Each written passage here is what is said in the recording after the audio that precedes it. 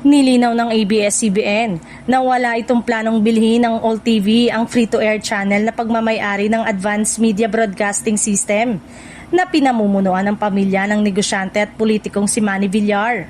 Sa halip, acquisition, pinili ng Kapamilya Network na manatili bilang content provider ng istasyon.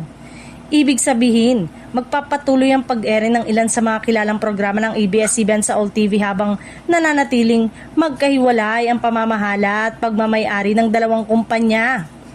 Ayon sa mga obserbasyon ng ilang industry insiders, mas pinili ngayon ng ABS-CBN ang content-driven strategy kaysa bumili ng panibagong broadcast network.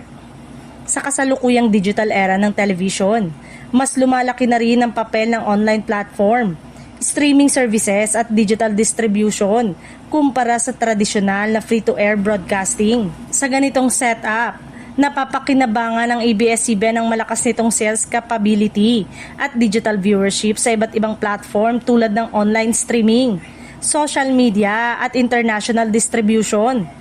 Dahil dito, patuloy na lumalawak ang audience reach ng network kahit wala itong sariling prangkisa para sa free TV. Samantala, malaking tulong din ang partnership para sa All TV dahil nagkaroon ito ng access sa mga high-rating kapamilya program. Dahil dito, unti-unting tumataas ang viewership ng istasyon at mas nakakahatak ng mga advertisers. Para sa mga manonood, ang ganitong uri ng collaboration ay nagbubukas ng mas maraming paraan upang mapanood ang mga programang patok sa masa. Habang patuloy na nag-a-adjust ang industriya ng telebisyon sa mabilis na pagbabago ng media landscape.